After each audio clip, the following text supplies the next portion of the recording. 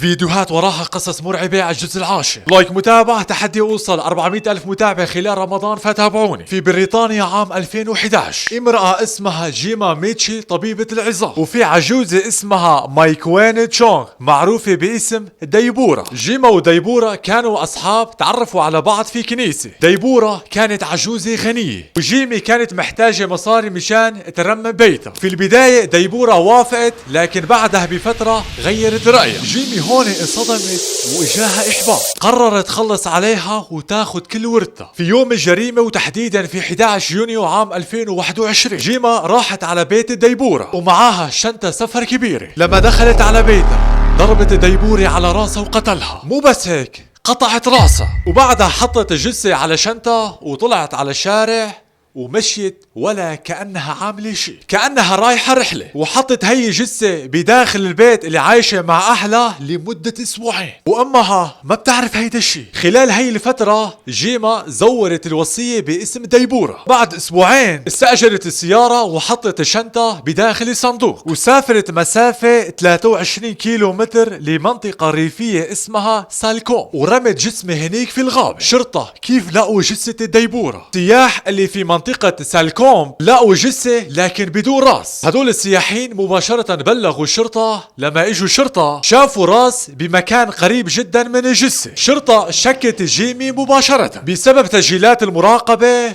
والوصية المزورة. وبأكتوبر عام 2022 المحكمة البريطانية حكموا عليها بسجن مؤبد. وتعتبر جيما كانت أول امرأة بتاريخ بريطانيا مصورين بيدخلوا على القاعة والقاضي بيحكم حكم مؤبد. وبس تقدروا تلاقوا هيدا الايموجي.